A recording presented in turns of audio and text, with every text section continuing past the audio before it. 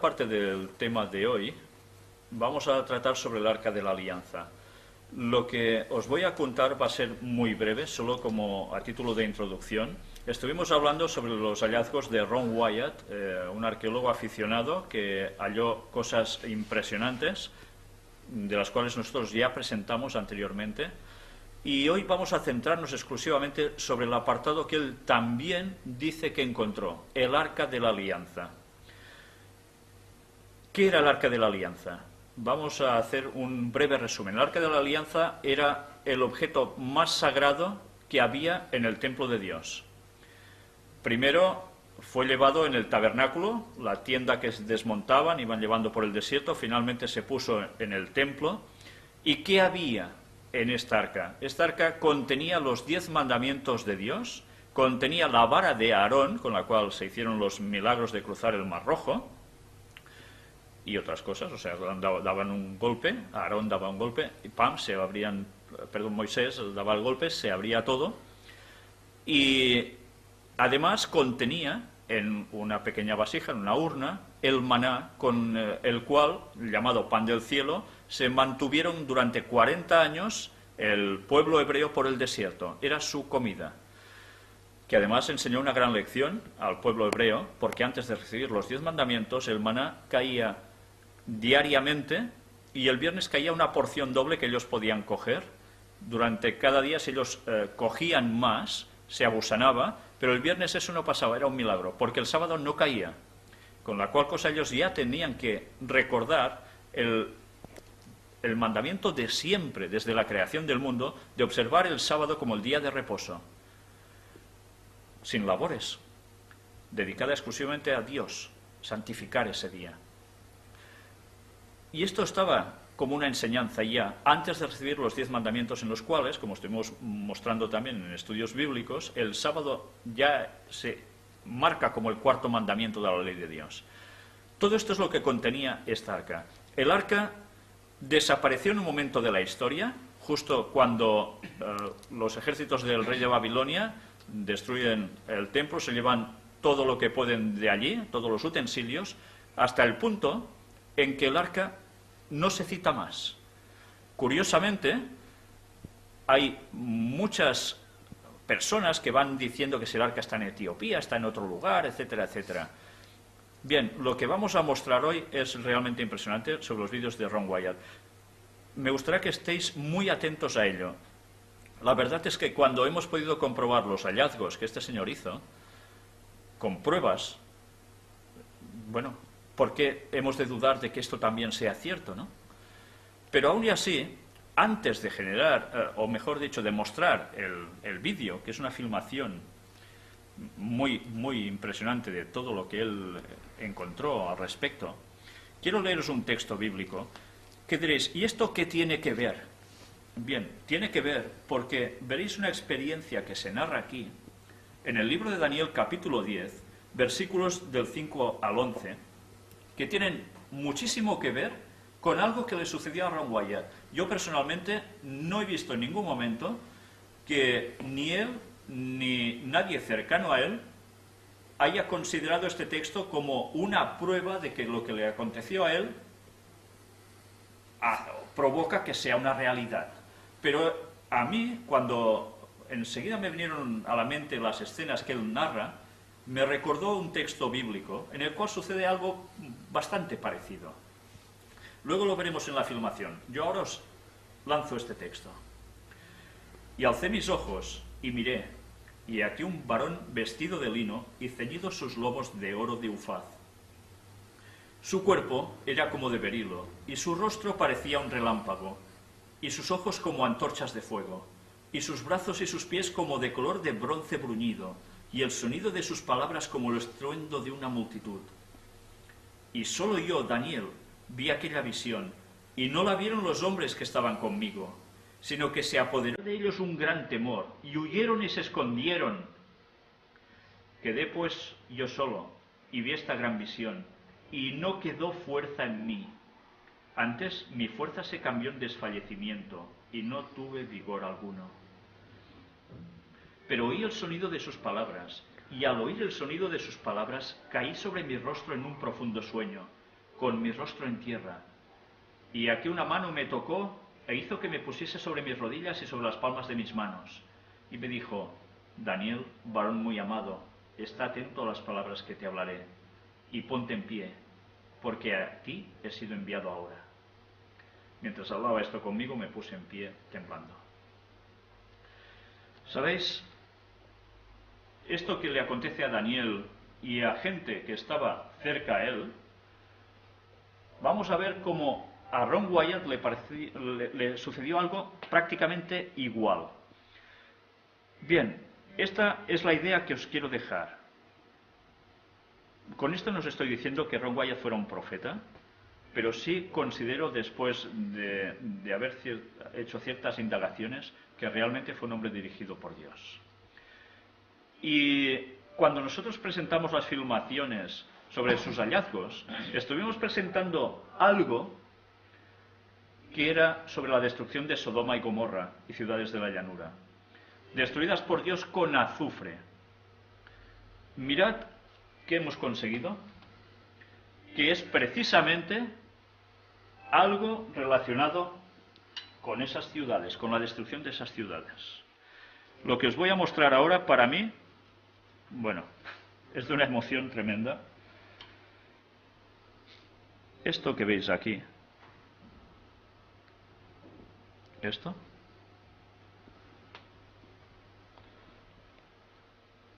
que está partido, era una de las gotas de azufre que llovieron sobre esa población. Esto es azufre. Mirad cómo me deja los dedos.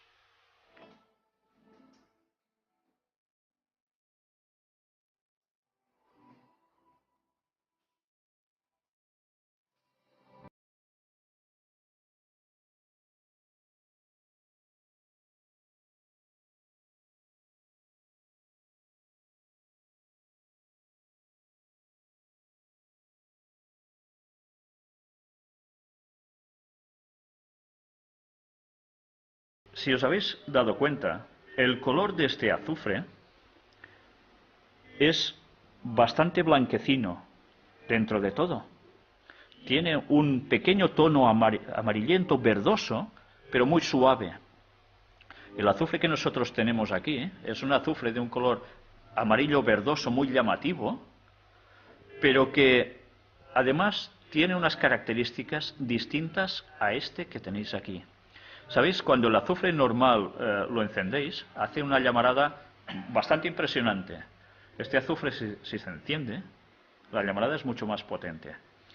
Pero curiosamente, el análisis de este azufre muestra que tiene una composición pura del 95% aproximadamente. Mientras el azufre que nosotros podemos tener en la Tierra llega alrededor de los 30-35% de pureza por ciento.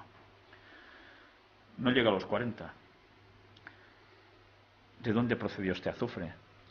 Para que llegue a tener el 95%, solo se encuentra cristalizado en la Tierra, pero jamás así. Aquí tenéis algo que llovió del cielo y provino de Dios. Si vosotros pudieseis oler, en las imágenes lo tendréis muy difícil, pero os digo que el olor de este azufre es más intenso que el que nosotros tenemos habitualmente. Bien, pues esta era una de las pequeñas sorpresas que quería daros. ¿Ya veis cómo me quedan los dedos con todo esto? Queda como un yeso. Es distinto del tacto del azufre que nosotros tenemos aquí. Sencillamente quería mostraros una de las pruebas de lo que este señor encontró. No son bromas. Y ahora ya vamos a dar paso definitivamente a un vídeo en el cual él habla del asunto del Arca de la Alianza. Posteriormente iremos pasando otros, hay más hechos al respecto. Este creo que a modo de introducción era muy bueno porque cuenta bastantes cosas. Y tenemos una sorpresa especial para vosotros que aún no hemos podido terminar de preparar. Ya está hecha, pero le faltan unos detalles. Y eso lo mostraremos en su momento cuando pueda ser. porque vale la pena que veáis, porque yo he tenido el convencimiento pleno de que este hombre no mentía para nada. Vamos pues ya a entrar el vídeo. El Arca de la Alianza. Antigua ciudad de Jerusalén.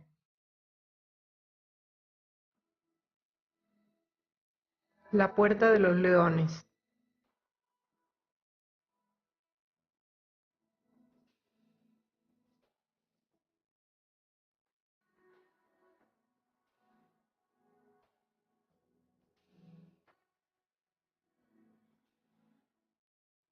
La cueva de Sedequías o canteras de Salomón. Torre de David, período del Segundo Templo. El domo de la roca o mezquita de Omar.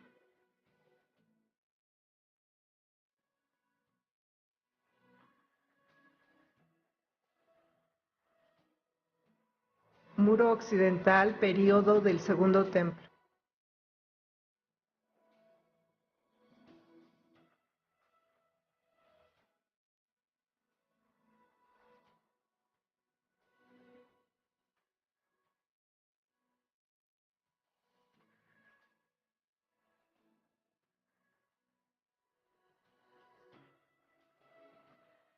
Jardín de Getsemaní.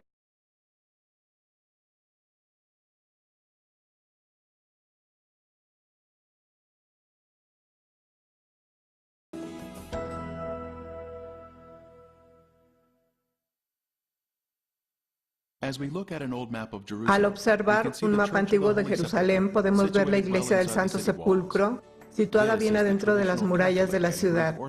Este es el sitio tradicional católico ortodoxo griego de la crucifixión y entierro de Jesús. El sitio para la iglesia fue elegido en el siglo IV por el emperador romano Constantino, autoproclamado psíquico por Helena, su madre, quien se sintió atraído por el lugar debido a que el templo de Venus estuvo ahí.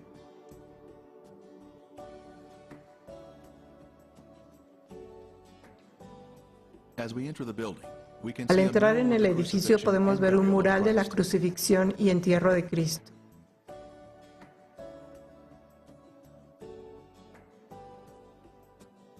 Al entrar en la rotonda podemos mirar hacia arriba para ver la cúpula con los rayos del sol en el techo.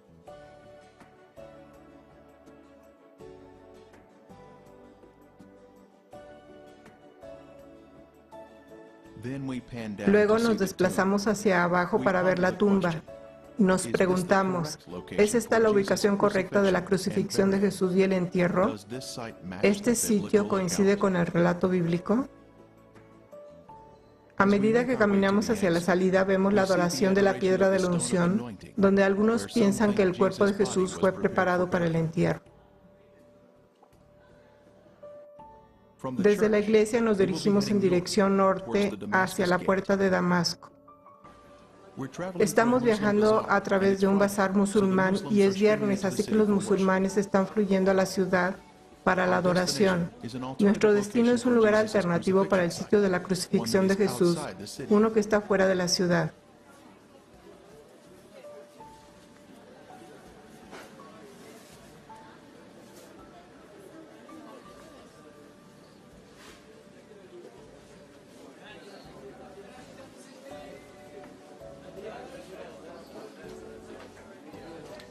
Juan capítulo 19-20 dice, porque el lugar donde Jesús fue crucificado estaba cerca de la ciudad. Esto nos dice que Él fue ejecutado fuera de las murallas de la ciudad. Nos acercamos a la puerta de Damasco en el lado norte de la ciudad. Es la más bella de las 11 puertas de Jerusalén. Estos muros se construyeron en el siglo XVI por el turco otomano Süleyman I. Este mapa indica que las paredes actuales siguen la línea de las antiguas murallas de la época de Jesús. Continuando nuestro camino por la puerta grande, seguimos encontrando adoradores entrando en la ciudad.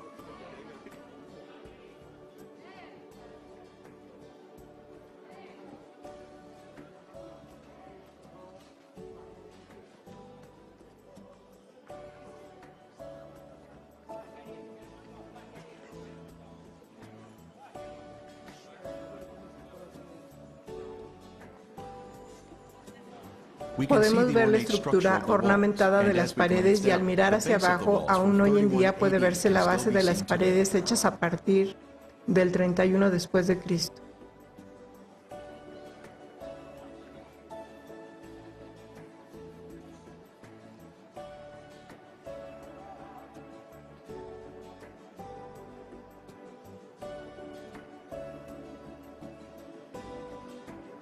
Desde allí nos dirigiremos al noreste a una corta distancia a la zona identificada como Gruta de Jeremías.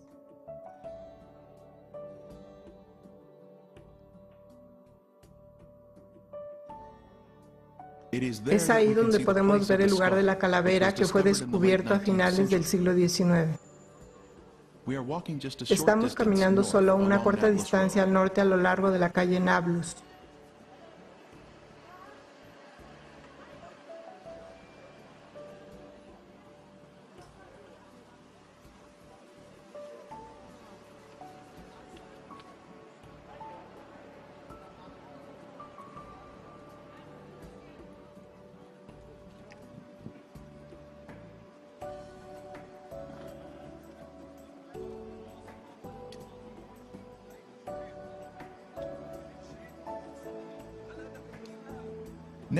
A continuación, vamos al este sobre Conrad Schick y nos dirigimos al territorio de la tumba del jardín.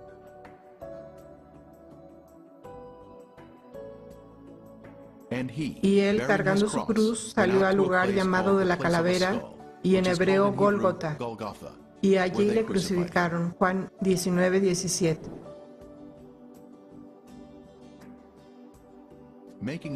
Siguiendo nuestro camino hacia el jardín, llegamos a una plataforma de observación con vista al lugar de la calavera.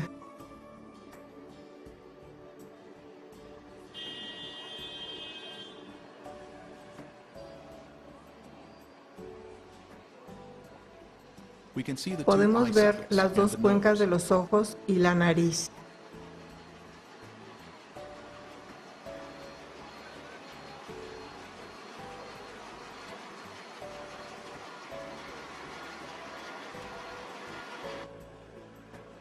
Un perfil lateral del cráneo claramente nos muestra un definido puente de la nariz.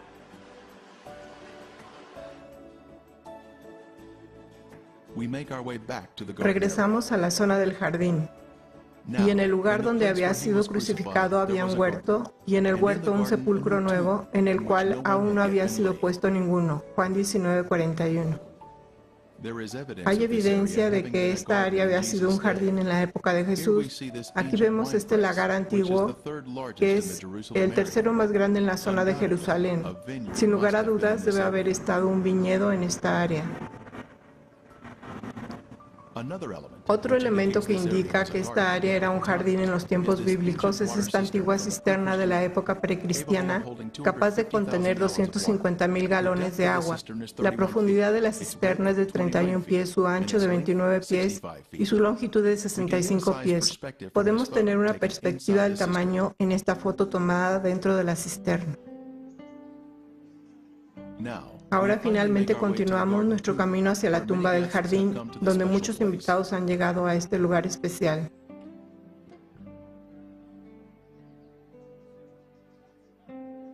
La tumba fue descubierta en 1867, después fue hecha una extensa investigación en 1883 por el general Charles Gordon, que la asoció con el lugar de la calavera y el área de la crucifixión de Jesús. Se nos dice en la Biblia que José de Arimatea era un hombre rico y por lo tanto podemos esperar que la tumba que había construido sería muy extravagante y grande. Hay varias cruces antiguas asociadas con la tumba. La cruz más grande está a la derecha de la tumba y fue cortada de la escarpa. A la izquierda de la entrada de la tumba hay una sencilla cruz de anclaje.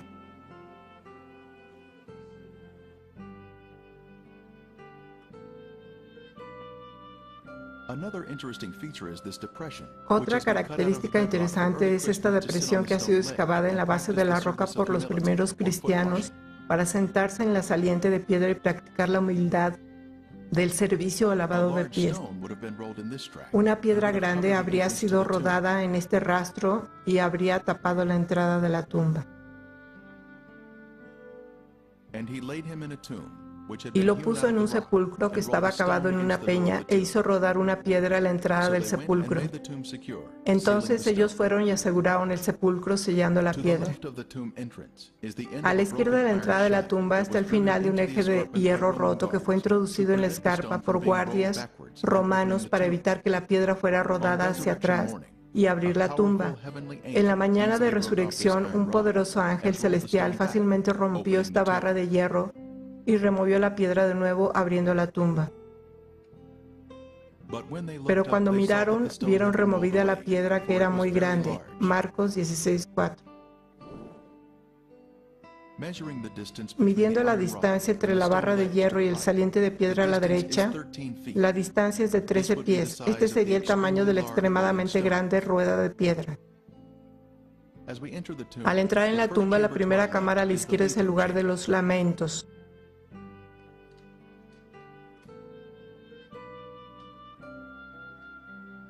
Al mirar a la derecha podemos ver una cripta que ha sido usada.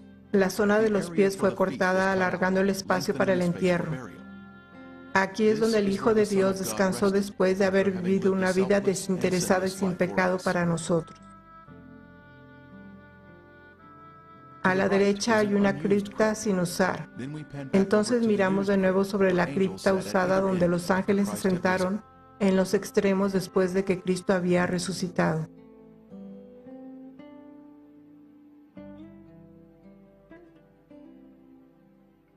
Jesús ha resucitado. Él es nuestro sustituto y redentor. Alabado sea el Señor. Y en el lugar donde había sido crucificado había un huerto, y en el huerto un sepulcro nuevo, en el cual aún no había sido puesto ninguno. Juan 19:41. Así que esto es lo que tenemos. El Gólgota, el lugar de la calavera a nuestra derecha, y la tumba del jardín a la izquierda. Y en medio tenemos el lugar de la crucifixión de Cristo. Jerusalén fue construido en el monte Moriah, descrito aquí en azul. Aquí es donde Dios pidió a Abraham que sacrificara a Isaac 2000 años antes de Cristo. Dios, en cambio, ofreció a su propio Hijo para ser sacrificado en esta misma montaña. El área marcada en verde es la porción norte de la montaña y la zona más alta de Moriah, donde se encuentra el Gólgota. Esta área es de especial interés. La escarpa de piedra caliza que se muestra aquí tiene en la piedra los cortes romanos que se acostumbraban durante las crucifixiones. A la izquierda hay una ranura horizontal que, según la norma del ejército romano, habría sido exhibida. El gran recorte es donde habría sido colocado el letrero Jesús de Nazaret, Rey de los Judíos. Tiene la parte superior en arco y una plataforma plana. Nuestro equipo de Art Discovery International halló recortes similares en Israel, en Cesarea de Filipo. Tenían la parte superior curva y una plataforma plana donde los letreros o objetos fueron colocados. Y la tierra tembló y las rocas se partieron. Mateo 27:51. Una fisura grande o grieta en el acantilado se inicia en la parte superior de la escarpa y luego se extiende por la cara de la roca. Hoy en día la fisura se ha rellenado.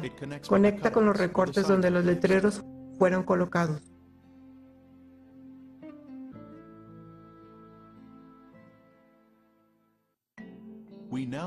A continuación presentamos el material más importante del mundo, el descubrimiento del Arca de la Alianza y las pruebas que contiene.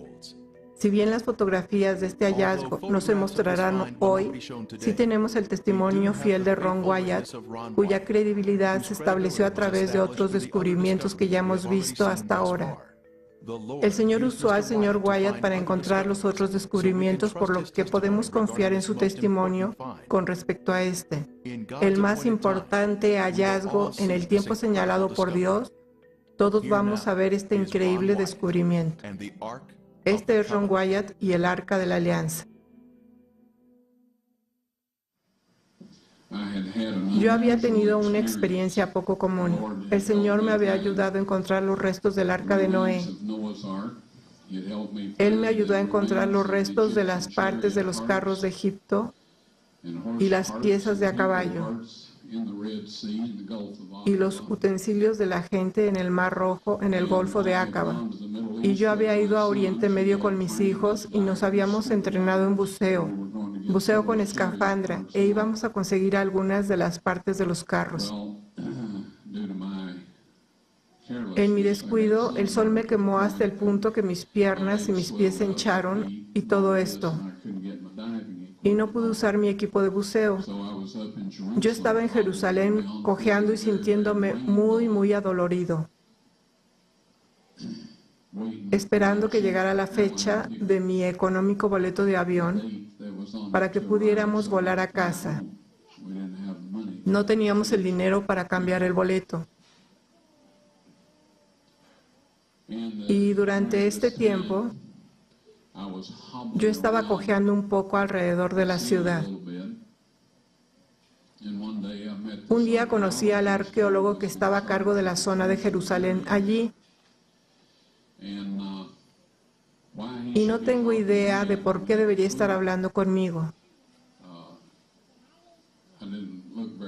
Yo no lucía muy presentable y nos estábamos quedando a dormir vestidos en un albergue juvenil.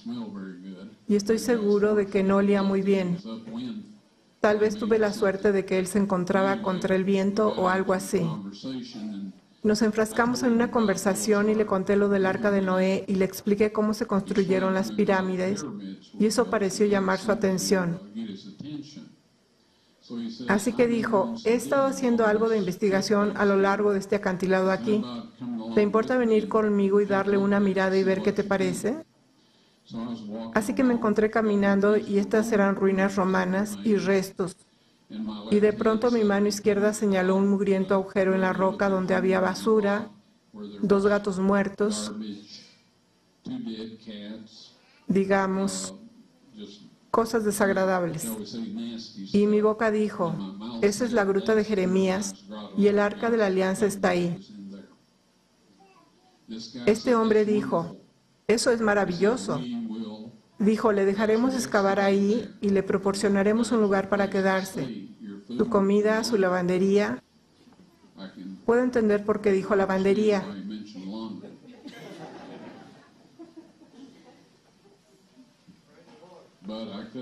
Pero yo no podía entender a una persona judía siendo tan generosa. Eso no es su naturaleza. Me quedé de piedra porque yo no había estado pensando en el Arca de la Alianza en lo absoluto. Ya sabe, estaba preguntándome por qué no habíamos sido capaces de obtener algunas ruedas de los carros. Saben, yo oro por todo. Lo hice en ese entonces también. Yo sabía que tenía que estar ahí, pero para lo que yo pensaba que tenía que estar ahí, no era para lo que tenía que estar ahí. De todos modos, la fecha de nuestro boleto de avión finalmente llegó y fue la mañana siguiente, después que tuvimos esta conversación, o después que tuve la conversación con este hombre. Así que le dije: eso está muy bien, regresaré y haré eso. Ahora tenía que ir a casa y hacer algunos preparativos. Así que me fui a casa preguntándome por qué sería posible que el Arca de la Alianza estuviera en ese lugar. Leí en el capítulo 25 de Segunda de Reyes, donde dice que toda la ciudad estaba rodeada por un muro de asedio. Así me persuadí de que el Arca del Pacto estaba en ese lugar. Porque sabía que alguna fuerza sobrenatural había utilizado mi brazo y mi voz. Cuando sucedió por primera vez, no sabía cuál era esa fuerza. Y se nos instruye para juzgar a los espíritus, para ver si son de Dios.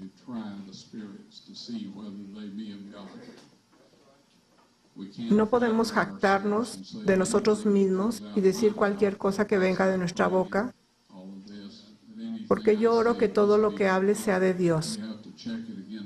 Tenemos que comprobarlo con la ley y el testimonio, independientemente de dónde proceda, aún de nosotros mismos.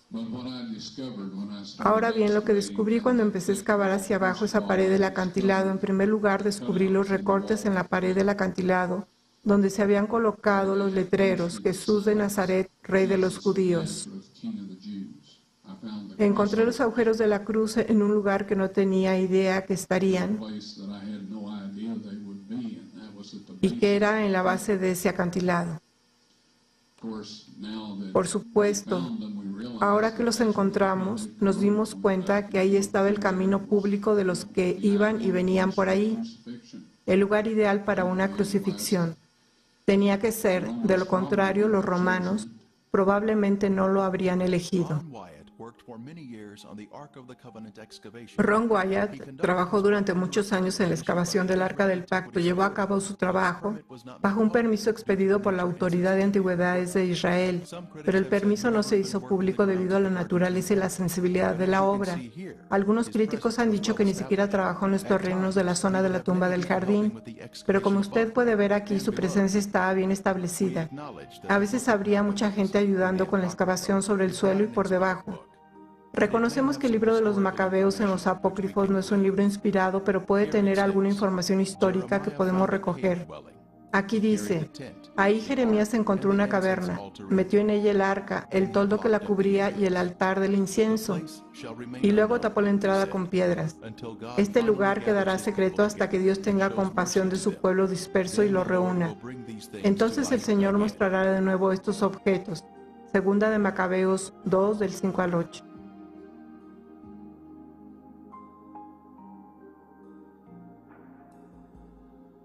Ahora, cuando Cristo murió y la tierra tembló y las rocas se partieron, se formó una grieta a la derecha y hacia abajo de toda la cara del acantilado, pasando por el lado izquierdo del orificio de la cruz, y la piedra se abrió. Allá abajo, por debajo de 20 pies, Dios había dispuesto que el Arca de la Alianza, con su asiento de la misericordia, imagínese, su trono terrenal, fuera colocado justo abajo, 600 años antes, en el 586 a.C., cuando el ejército de Babilonia destruyó la ciudad. Cuando el centurión metió la lanza en el vaso de Cristo y probablemente en el ventrículo izquierdo para asegurarse de que estaba muerto antes de darle el cuerpo a José de Arimatea, al retirar la lanza, las células separadas de color rojo sangre y el suero de la sangre del Hijo de Dios se derramaron, cayeron a través de esa grieta sobre el asiento de la misericordia. Y eso ratificó el antiguo y el nuevo pacto. Avancé en esta cámara que estaba impecable. El mobiliario fue establecido en perfecto orden. El Arca de la Alianza había sido colocada contra la pared, al final de la cueva. El final de la cueva era un hermoso cristal irradiando los colores del arco iris. Sé de la nueva era y de todos los que usan el arco iris. También lo hacen los homosexuales y otros, pero Dios lo usó por primera vez. Está alrededor de su trono y está alrededor de su trono terrenal. No hay velo en esta configuración, por lo tanto, es terrenal. Es el templo de Dios en la tierra o de su residencia donde una vez habitó. Cuando la encontré, había allí 4 jóvenes de pie y empecé a decir, ¿qué están haciendo aquí? Me quedé helado. No me podía mover, no podía respirar, no podía hacer nada. Uno de ellos dijo, somos los 4 ángeles que han estado cuidando el arca desde que Moisés puso las tablas de piedra en ella. Y me indicaron que preparara mi videocámara con el tripié y la dirigiera hacia el arca de la alianza. Y se acercaron y levantaron el propiciatorio. No sé qué tan pesado sea. Nunca he tratado de levantarlo, pero es de oro macizo. Y el ángel dijo, saca las tablas de piedra de allí. Dios quiere que todos puedan verlas. Yo las saqué. Pusieron el asiento de la misericordia de nuevo sobre el arca de la alianza. Yo retrocedí un poco y el ángel vino y tomó las tablas de piedra y las puso en una saliente de roca dentro de la cámara. Y luego me dio instrucciones para tomar una muestra de sangre del asiento de la misericordia y hacerla analizar, y yo hice todo lo que el ángel me dijo que hiciera. Siendo breve, la sangre seca es sangre muerta.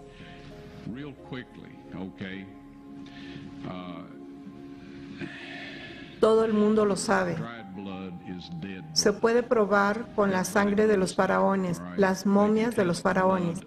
Hay ciertas cosas que pueden hacer, pero no pueden obtener el número de cromosomas por cualquier método que yo conozco. Las cosas van cambiando y yo no pretendo saberlo todo. Sin embargo, sé que no hay manera de que pueda conseguir un conteo de cromosomas de sangre muerta. Usted puede obtener un ADN y algunas otras cosas, pero no un estudio cromosómico. Esto se hace en glóbulos blancos vivos. En primer lugar, para este análisis, llevé la sangre a un laboratorio de Israel. Pregunté a algunas de las personas con quienes trabajo en antigüedades dónde encontrar un laboratorio que hiciera el trabajo fiable y me dijeron tal y tal. La llevé. Solo dije, por favor examine esta sangre y dígame lo que usted me pueda decir al respecto. Dijeron, vamos a reconstituirla, vamos a ponerla en solución salina normal y la mantendremos a la temperatura corporal durante 72 horas con agitación suave. Ese es su negocio y es grandioso. Dije, ahora quiero estar ahí cuando la chequen y dijeron, está bien. Así que yo estaba de vuelta, la checaron y dijeron, es sangre humana, podemos decir eso. Hicieron cualquier prueba que necesitaran hacer y entonces dije, tomen algunas de las células blancas de la sangre y pónganlas en un medio de cultivo y manténganlas a la temperatura corporal por 48 horas. Y ellos dijeron, eso no servirá de nada porque es sangre muerta. Les dije, ¿podrían hacer eso por mí? Y ellos dijeron, está bien, vamos a hacerlo. Así que dije, quiero estar aquí cuando vayan a examinarla. Así que regresé, ellos la sacaron, la examinaron con un microscopio y el técnico llamó al otro de por allá, después llamaron al jefe de allí y estaban hablando en hebreo a 1000 por minuto. Por un momento me miraron y dijeron, señor Wyatt, esta sangre humana solo tiene 24 cromosomas. Todas las personas tienen 46, o sea, 23 de su madre y 23 de su padre. 22 autosomas de su madre y 22 autosomas de su padre. Usted recibe una X de su madre y puede recibir una X o una Y de su padre. Esta sangre tenía 23 cromosomas del lado de la madre y solo un cromosoma Y. Vea usted, el niño no podría haberse desarrollado si no tiene los autosomas de la madre. Todas sus características físicas se determinaron por parte de la familia de la madre, de sus autosomas. Su masculinidad se determinó por esta única Y que vino de otra fuente, no de un varón humano. Luego dijeron, esta sangre está viva. Y luego dijeron, ¿de quién es esta sangre?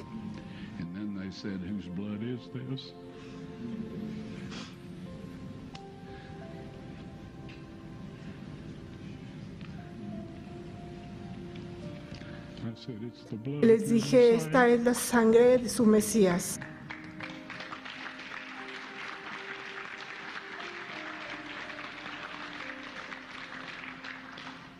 Y les aseguro que la vida de aquellos hombres ha cambiado.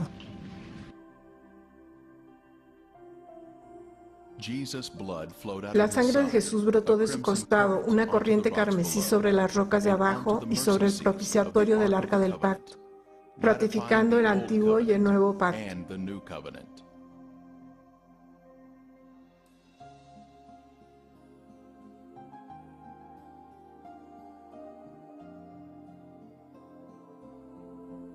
El Nuevo Testamento menciona la sangre oculta en la tierra. Este es Jesucristo que vino mediante agua y sangre, no mediante agua solamente, sino mediante agua y sangre. Y el Espíritu es el que da testimonio, porque el Espíritu es la verdad. Porque tres son los que dan testimonio en el cielo, el Padre, el Verbo y el Espíritu Santo. Y estos tres son uno. Y tres son los que dan testimonio en la tierra, el Espíritu, el agua y la sangre. Y estos tres concuerdan. Si recibimos el testimonio de los hombres, mayor es el testimonio de Dios, porque este es el testimonio con que Dios ha testificado acerca de su Hijo. Primera de Juan 5, 6 al 9. En estos versos se muestra su generosidad. Ahora voy a compartir un par de ellos con ustedes. Primera de Juan 5, 8 y 9 dice: y 3 son los que dan testimonio en la tierra, no sobre la tierra, sino en la tierra, es decir, dentro de la tierra, el espíritu, el agua y la sangre, y estos 3 concuerdan. Luego en el versículo 9 dice: si recibimos el testimonio de los hombres, mayor es el testimonio de Dios. Y aquí está hablando de la sangre y el agua presentada a nuestros corazones y mentes a través del poder del Espíritu Santo.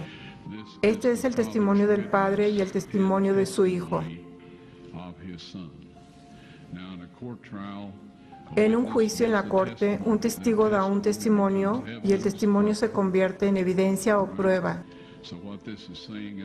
Así que lo que esto dice en nuestro lenguaje de hoy es que la sangre y el agua sobre el propiciatorio del arca del pacto, el trono terrenal del Dios vivo, es la prueba del Padre a los habitantes de este mundo, que su Hijo indudablemente ha muerto por nosotros y que hemos sido redimidos, y que nosotros podemos venir a Él en el nombre y la sangre de su Hijo, recibir el perdón y la restauración. Y para el día que, según consta en el capítulo 22, versículo 14 del libro de Apocalipsis, que dice: bienaventurados los que lavan sus ropas para tener derecho al árbol de la vida y para entrar por las puertas en la ciudad. El pago, queridos amigos, se ha hecho, y en el tiempo señalado por Dios, ustedes serán capaces de ver la prueba por sí mismos. Creo que el Arca de la Alianza va a quedarse donde está toda la eternidad. Es la prueba de Dios, Padre, a los habitantes de esta tierra de que su Hijo murió por nosotros. Hay algunas cosas que van a suceder en el futuro que involucrará a 144,000 para llegar a ver eso. Esto no está de acuerdo con un montón de historias de la gente sobre el milenio y todo. Amigos, voy a tener que decirles esto: nada va a pasar como la mayoría lo piensa. La Biblia dice: no corras tras la multitud para hacer el mal. Dice: ancha es la puerta y espacioso el camino que lleva a la perdición, y muchos son los que entran por ella. Porque estrecha es la puerta y angosto el camino que lleva a la vida, y pocos son los que la hallan. Así que todas estas doctrinas sobre el milenio y todas estas cosas son fábulas. No va a suceder de esa manera. Tenemos que ir al Padre en el nombre y la sangre de su Hijo, pedir perdón y restauración a su semejanza. Lea la versión King James de la Biblia a menudo con entusiasmo y con oración. Y Dios les revelará lo que necesitan saber para estar listos. Pero no creo que únicamente salgan a la luz las tablas de piedra y el video.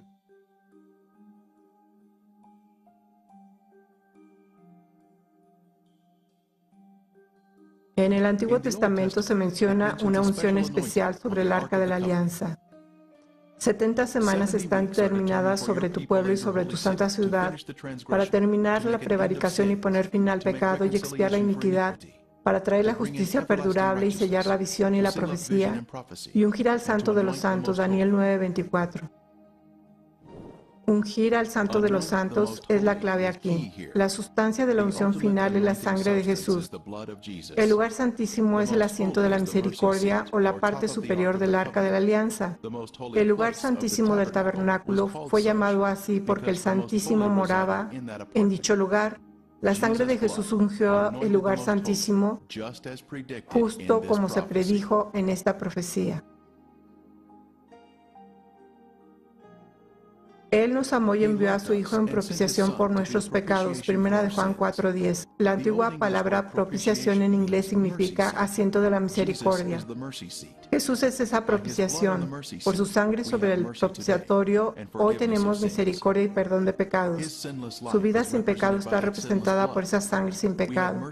Tenemos misericordia y perdón si violamos la ley y luego nos arrepentimos. Tomará luego de la sangre del becerro y la rociará con su dedo hacia el propiciatorio al lado oriental. Durante cientos de años, la sangre de toros y machos cabríos fue esparcida hacia el este, creando una vacante en el lado oeste del propiciatorio. Dios estaba planeando que la sangre de su Hijo fuera derramada en el lado vacante al oeste del asiento de la misericordia.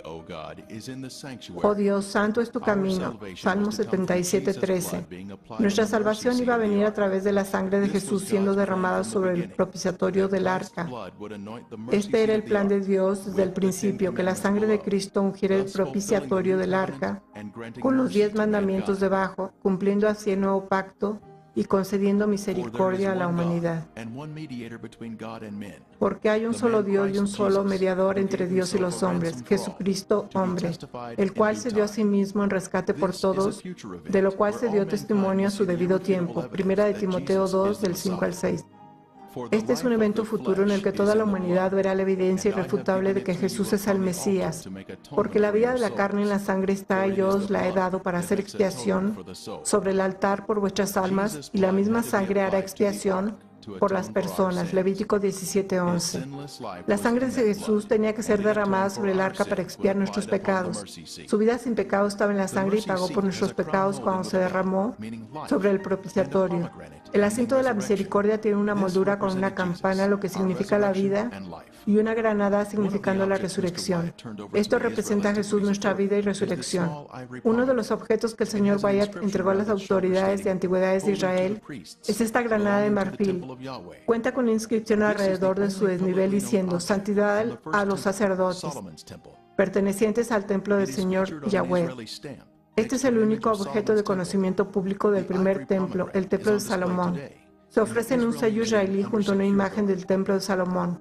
La granada de marfil se exhibe hoy en el Museo de Israel bajo custodia segura. Como cordero fue llevado al matadero, Isaías 53:7. Mas él herido fue por nuestras rebeliones, molido por nuestros pecados, Isaías 53:5. Pero estando ya presente Cristo, sumo sacerdote, Hebreos 9:11, Jesús bajó y rescató al hombre del pozo del pecado. Jesús demostró que la ley puede mantenerse a través de una conexión con el Padre Celestial. Así que sí, las tablas de piedra están fuera del arca de la alianza, están en esta cámara y en este borde hasta donde yo sé. Pero cuando Dios esté listo para que esto sea mostrado al mundo, el ángel me dijo que sería después de que la ley de la marca de la bestia sea impuesta. ¿Entiende eso? Si usted guarda la ley de Dios, tiene el sello de Dios, y guarda la ley del hombre, y esto pasará pronto, es que si usted se niega a guardar esa ley, no podrá comprar o vender. Para que usted guarde esa ley requiere romper con la ley de Dios y tener la marca de la bestia. Pueden conocerla mejor y solo adentrarse en ella y luego la tendrán en su mano. Grandes desastres cubrirán la tierra, que llegarán en tiempo de angustia, y la marca de la bestia. Apocalipsis 13, del 13 al 18.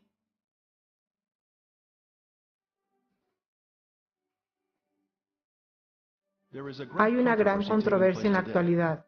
Las fuerzas de la oscuridad se rebelan contra las fuerzas de la luz en una gran batalla por nuestras almas. En un futuro próximo, esto culminará en el enfrentamiento de la marca. Aquí tenemos dos grupos identificados en dos textos durante esta legislación de la marca de la bestia. Este es el primer grupo, los perdidos. No tienen reposo de día ni de noche los que adoran a la bestia y a su imagen, ni nadie que reciba la marca de su nombre. Estas personas han recibido la marca de la bestia. El siguiente grupo son los salvados. Aquí está la paciencia de los santos, los que guardan los mandamientos de Dios y la fe de Jesús. Los salvados están obedeciendo los 10 mandamientos durante la legislación de la marca de la bestia.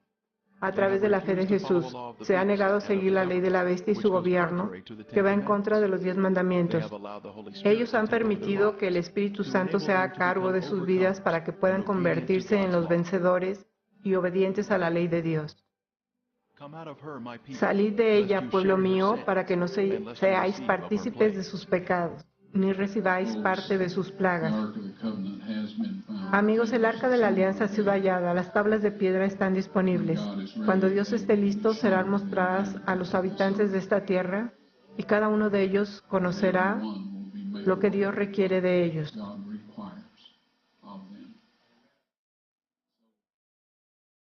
En un futuro próximo, cuando la ley de la marca de la bestia se haga cumplir, obligando a los hombres a violar uno de los 10 mandamientos, o de lo contrario perder su derecho a comprar y vender, los resultados de la prueba mostrando el número único de cromosomas se mostrará al mundo junto con el video del arca y los 10 mandamientos.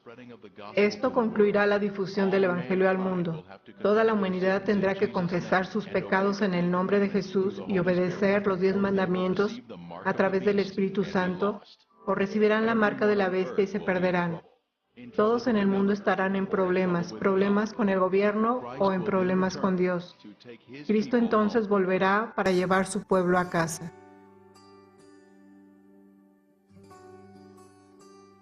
No olvidaré mi pacto ni mudaré lo que ha salido de mis labios. Salmos 89:34. Entonces el dragón se llenó de ira contra la mujer y se fue a hacer guerra contra el resto de la descendencia de ella, los que guardan los mandamientos de Dios y tienen el testimonio de Jesucristo. Apocalipsis 12:17.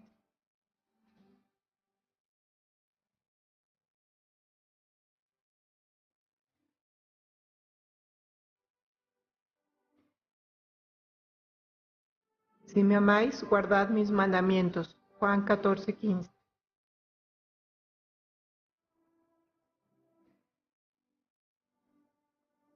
Con Cristo estoy juntamente crucificado y ya no vivo yo, mas Cristo vive en mí. Y lo que vivo ahora en la carne, lo vivo en la fe del Hijo de Dios, el cual me amó y se entregó a sí mismo por mí. Gálatas 2:20.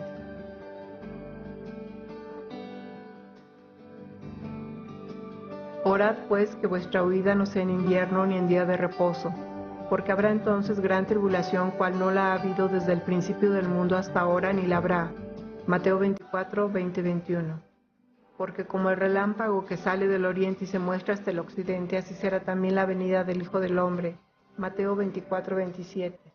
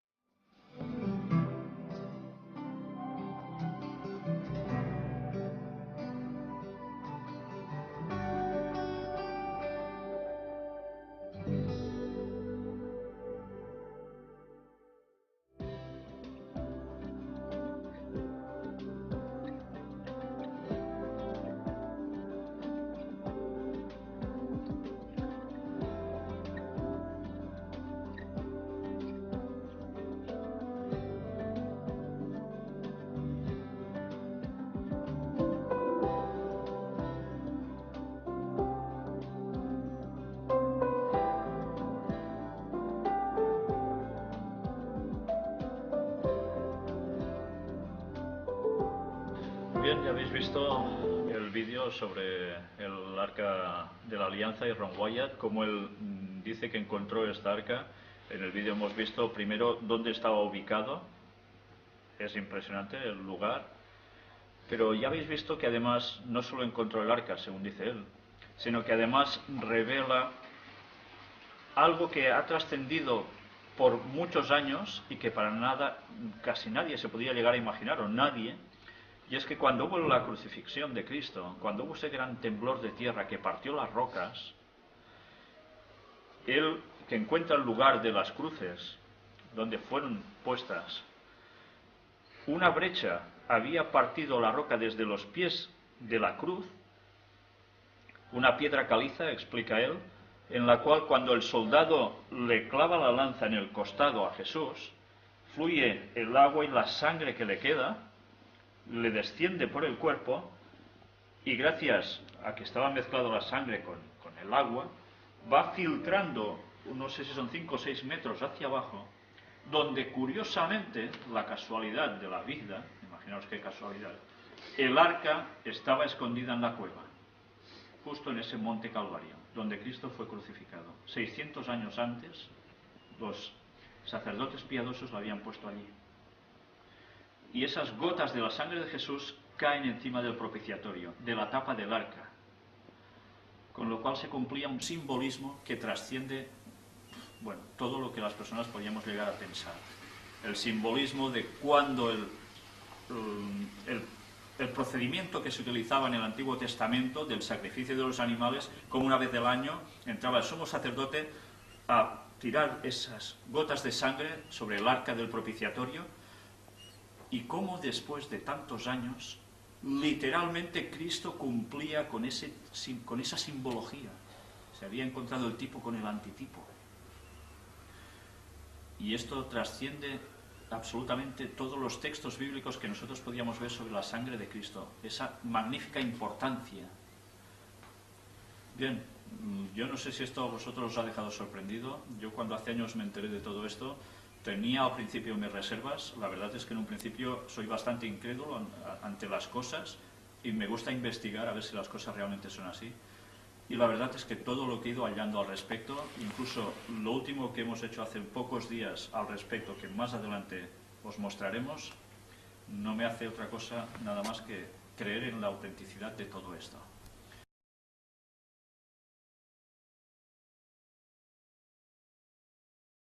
Filmación muy impresionante de todo lo que él encontró al respecto. Quiero leeros un texto bíblico que diréis, ¿y esto qué tiene que ver? Bien, tiene que ver porque veréis una experiencia que se narra aquí en el libro de Daniel capítulo 10, versículos del 5 al 11, que tienen muchísimo que ver con algo que le sucedió a Ron Wyatt. Yo personalmente no he visto en ningún momento que ni él ni nadie cercano a él haya considerado este texto como una prueba de que lo que le aconteció a él provoca que sea una realidad. Pero a mí, cuando enseguida me vinieron a la mente las escenas que él narra, me recordó un texto bíblico en el cual sucede algo bastante parecido. Luego lo veremos en la filmación. Yo ahora os lanzo este texto. Y alcé mis ojos y miré, y aquí un varón vestido de lino y ceñidos sus lomos de oro de Ufaz. Su cuerpo era como de berilo, y su rostro parecía un relámpago, y sus ojos como antorchas de fuego, y sus brazos y sus pies como de color de bronce bruñido, y el sonido de sus palabras como el estruendo de una multitud. Y solo yo, Daniel, vi aquella visión, y no la vieron los hombres que estaban conmigo, sino que se apoderó de ellos un gran temor, y huyeron y se escondieron. Quedé pues yo solo, y vi esta gran visión, y no quedó fuerza en mí. Bueno, es de una emoción tremenda. Esto que veis aquí, esto,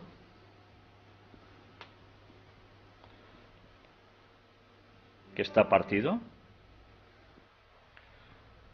era una de las gotas de azufre que llovieron sobre esa población. Esto es azufre. Mirad cómo me deja los dedos.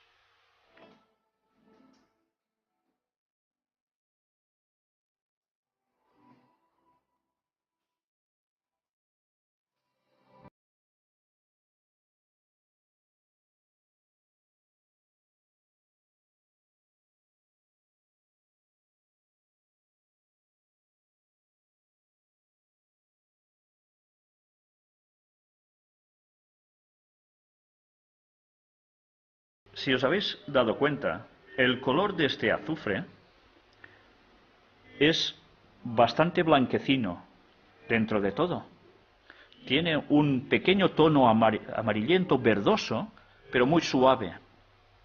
El azufre que nosotros tenemos aquí es un azufre de un color amarillo verdoso muy llamativo, pero que además tiene unas características distintas a este que tenéis aquí.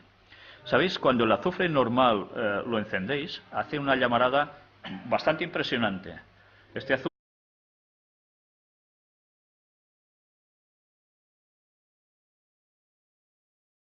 Parte del tema de hoy, vamos a tratar sobre el Arca de la Alianza. Lo que os voy a contar va a ser muy breve, solo como a título de introducción. Estuvimos hablando sobre los hallazgos de Ron Wyatt, un arqueólogo aficionado que halló cosas impresionantes, de las cuales nosotros ya presentamos anteriormente. Y hoy vamos a centrarnos exclusivamente sobre el apartado que él también dice que encontró, el Arca de la Alianza. ¿Qué era el Arca de la Alianza? Vamos a hacer un breve resumen. El Arca de la Alianza era el objeto más sagrado que había en el templo de Dios. Primero fue llevado en el tabernáculo, la tienda que desmontaban, iban llevando por el desierto, finalmente se puso en el templo. ¿Y qué había en esta arca? Esta arca contenía los 10 mandamientos de Dios, contenía la vara de Aarón, con la cual se hicieron los milagros de cruzar el Mar Rojo, y otras cosas, o sea, daban un golpe, Aarón daba un golpe, y ¡pam!, se abrían, Moisés daba el golpe, se abría todo, y además contenía en una pequeña vasija, en una urna, el maná, con el cual, llamado pan del cielo, se mantuvieron durante 40 años el pueblo hebreo por el desierto, era su comida. Que además enseñó una gran lección al pueblo hebreo, porque antes de recibir los 10 mandamientos, el maná caía. Antes mi fuerza se cambió en desfallecimiento, y no tuve vigor alguno. Pero oí el sonido de sus palabras, y al oír el sonido de sus palabras, caí sobre mi rostro en un profundo sueño, con mi rostro en tierra. Y aquí una mano me tocó, e hizo que me pusiese sobre mis rodillas y sobre las palmas de mis manos. Y me dijo: Daniel, varón muy amado, está atento a las palabras que te hablaré, y ponte en pie, porque a ti he sido enviado ahora. Mientras hablaba esto conmigo, me puse en pie, temblando. ¿Sabéis? Esto que le acontece a Daniel y a gente que estaba cerca a él, vamos a ver cómo a Ron Wyatt le sucedió algo prácticamente igual. Bien, esta es la idea que os quiero dejar. Con esto no os estoy diciendo que Ron Wyatt fuera un profeta, pero sí considero, después de haber hecho ciertas indagaciones, que realmente fue un hombre dirigido por Dios. Y cuando nosotros presentamos las filmaciones sobre sus hallazgos, estuvimos presentando algo que era sobre la destrucción de Sodoma y Gomorra y ciudades de la llanura, destruidas por Dios con azufre. Mirad qué hemos conseguido, que es precisamente algo relacionado con esas ciudades, con la destrucción de esas ciudades. Lo que os voy a mostrar ahora, para mí, diariamente, y el viernes caía una porción doble que ellos podían coger. Durante cada día, si ellos cogían más, se agusanaba, pero el viernes eso no pasaba, era un milagro, porque el sábado no caía. Con la cual cosa ellos ya tenían que recordar el mandamiento de siempre, desde la creación del mundo, de observar el sábado como el día de reposo, sin labores, dedicada exclusivamente a Dios, santificar ese día. Y esto estaba como una enseñanza ya, antes de recibir los 10 mandamientos en los cuales, como estuvimos mostrando también en estudios bíblicos, el sábado ya se marca como el cuarto mandamiento de la ley de Dios. Todo esto es lo que contenía esta arca. El arca desapareció en un momento de la historia, justo cuando los ejércitos del rey de Babilonia destruyen el templo, se llevan todo lo que pueden de allí, todos los utensilios, hasta el punto en que el arca no se cita más. Curiosamente, hay muchas personas que van diciendo que si el arca está en Etiopía, está en otro lugar, etcétera, etcétera. Bien, lo que vamos a mostrar hoy es realmente impresionante sobre los vídeos de Ron Wyatt. Me gustaría que estéis muy atentos a ello. La verdad es que cuando hemos podido comprobar los hallazgos que este señor hizo, con pruebas, bueno, ¿por qué hemos de dudar de que esto también sea cierto, no? Pero aún y así, antes de generar, o mejor dicho, de mostrar el vídeo, que es una